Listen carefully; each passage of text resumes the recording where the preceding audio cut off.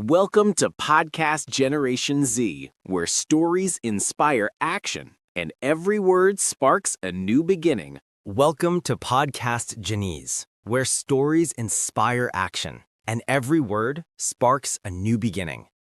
Today, we talk about something that's no longer science fiction. It's our reality. Artificial intelligence. AI. Some call it the future, others call it the end. But what if it's both? And to explore that question, I'm joined by a brilliant guest, Dr. Sarah Najm, an AI researcher and futurist helping companies design human-centric technology. Sarah, welcome to PODCASTGENEz. Thank you, Adam. I'm excited to be here. It's the kind of topic that keeps people awake at night, right? Absolutely. AI is everywhere, in our phones, our work, our feeds. But here's the question.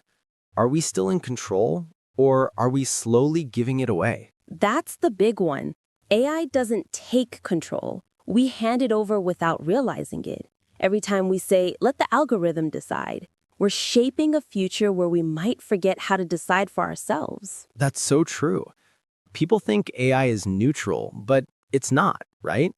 It reflects the data we feed it, our biases, our behavior, our mistakes. Exactly. AI isn't smarter than us, it's a mirror. And that's what's dangerous and beautiful about it. Because if we don't like what we see in that mirror, it means we have to change, not the machine, but ourselves. You know, Sarah, I think most people fear AI because it feels unpredictable, like it's moving faster than we can adapt. How do we balance curiosity and caution? We start by realizing that fear is a teacher. If you're afraid AI will take your job, ask why. Is it because your job is repetitive? Then maybe it's time to grow into something creative. Fear points us to what needs to evolve. That's powerful. So fear isn't a stop sign, it's a signal. Exactly. It's not AI versus us, it's AI with us. The best future isn't where machines replace humans, it's where they reveal what makes humans irreplaceable. So what do humans have that AI never will? Great question. Empathy, imagination, the ability to dream beyond data. AI can write music, but it doesn't feel it. It can predict behavior, but it doesn't understand pain. It's powerful, but it's not alive. And that means we still define meaning. That's what I love. It reminds me AI might replace workers, but it can never replace souls. Exactly. The problem is we're trying to compete with machines on speed and accuracy. We should compete on meaning. That's our edge. Our humanity is the new premium. Let's talk work, because right now, everyone's asking what jobs will survive AI. That's the million-dollar question. Here's the truth. Every job will change, not just a few. But that's not bad. That's evolution. Think of AI as electricity. When it first appeared, people feared it too. Now we can't imagine life without it. The same will happen with AI. It'll reshape how we work, not erase why we work. So what should someone listening do right now to prepare for this future? I tell people this. You don't need to learn to code. You need to learn to think like a coder. Understand systems, logic, problem solving. And more importantly, learn to collaborate with AI, not compete.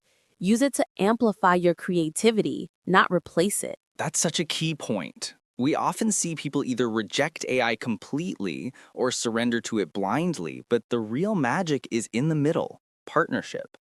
AI doesn't eliminate creativity, it demands more of it. The question isn't, will AI take my job? It's, will I evolve fast enough to create a new one? Sarah, let's touch on something heavy. Ethics. Who decides how far AI can go? That's the challenge. Right now, a lot of AI power is concentrated in very few hands. Big tech companies, private labs, governments. But the future of AI must be democratic. It must include voices from different cultures, values, and beliefs. If not, we risk building a future that only serves the few. That's deep. Because the question isn't, can we make it anymore? It's, should we? Exactly. And that's where human responsibility comes in. Technology doesn't have a conscience. We do. So if AI learns from us, let's give it something worth learning. Sarah, I always end this podcast with one question. What gives you hope for the future? It's simple. I see young people, creators, thinkers, dreamers, using AI to heal, to teach, to connect, not to destroy, but to design better lives. That gives me hope.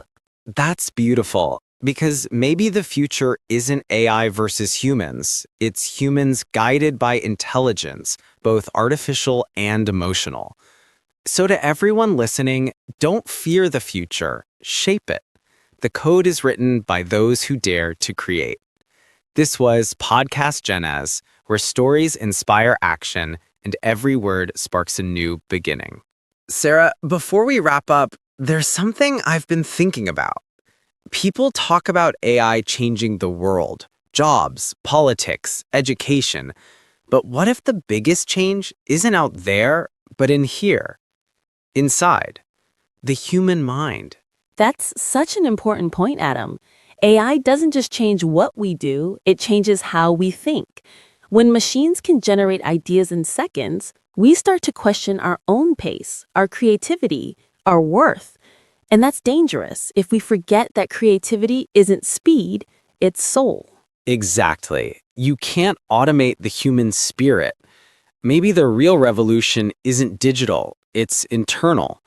Learning how to stay human in a world that's teaching machines to think like us. AI might write stories, paint art, even compose music, but it's our emotions that give those creations meaning. The future won't belong to those who use AI best, but to those who understand themselves the deepest. That's powerful. So the real intelligence we should work on is emotional, not artificial. Exactly, Adam. Because when we build technology with empathy, we build a future worth living in. And maybe that's the message we all need to hear today. The age of AI isn't about losing control. It's about rediscovering what makes us human. You've been listening to PODCASTGENEz, where every story sparks a new beginning. See you next time.